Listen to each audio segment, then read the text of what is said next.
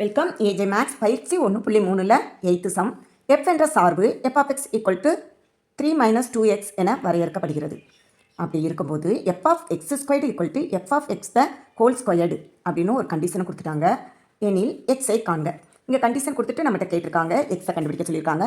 நமக்கு என்ன கண்டிஷன் கொடுத்துருக்காங்களோ அதை first எழுதிக்கிடுவோமா? f of x squared = என்னதான்? f of x the whole squared அப்படின்னு கொடுத்துருக்காங்க. இந்த கண்டிஷனும் கொடுத்துட்டாங்க, f of xஐ நம்ம கையில் கொடுத்துட்டாங்க.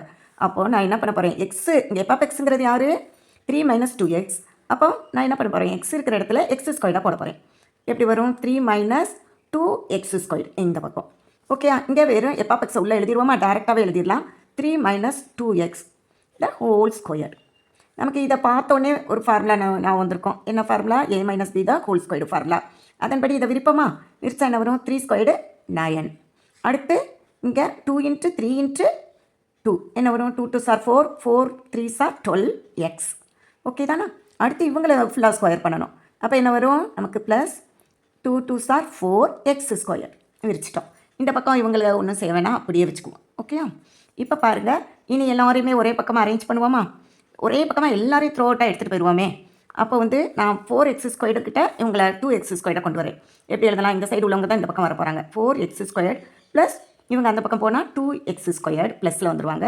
அடுத்து இங்கே யார் ஏற்கனவே இருக்கா? -12x உட்காந்துருக்கு. அடுத்து இங்கே யார் இருக்கா? 9 இருக்காங்க. இவங்க இந்த பக்கம் வரும்போது -3 வந்துடுவாங்க இல்லையா? = 0. இங்கே பாருங்கள், 4ம் 2ம் சேர்ந்தால் 6x². ஓகே, -12x ப்ளஸ் இங்கே கழிச்சிடலாம் இல்லையா? கழிச்சா 6 = 0. இல்லை பாருங்கள், இந்த நம்பர் 6 காமனாக இருக்குது பாருங்களேன். அதனால் த்ரோட்டாக அதை எடுத்துகிட்டா கொஞ்சம் சிம்பிளாக இருக்கும். எடுக்காமே நீங்கள் செய்யலாம். எடுத்துட்டா சின்ன ஈக்குவேஷனாக உங்களுக்கு கிடச்சிரும். அதனால் த்ரோட்டாக இருக்கிறனால நம்ம இந்த பக்கம் 0 இருக்கிறனால டிவைட் பண்ணிடுவோம். என்ன தான் இருக்கும்? 6 போயிட்டா x². இங்கே 2 டைம்ஸ் வரும், 2x இருக்கும். இங்கே +1 = 0. இப்போ பாருங்களேன், இது நீ ஃபேக்டரைஸ் பண்ணியும் கண்டுபிடிக்கலாம். அப்படி இல்லையா? பார்க்கும்போதே தெரியுது. என்ன தெரியுது?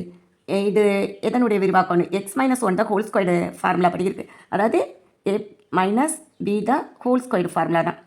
a² - 2ab + b². இந்த ஸ்ட்ரக்சரில் தான் இருக்குது. 2 இடத்துல அந்த ஃபார்முலா நமக்கு யூஸ் ஆகுது. அதனால் ஒருத்தருக்கு எழுதிட்டேன். அப்போ இதை எப்படி சொல்லலாம்? x - 1 the whole squaredன்னு சொல்லலாம். இது ஈக்குவல் டு என்னது? 0.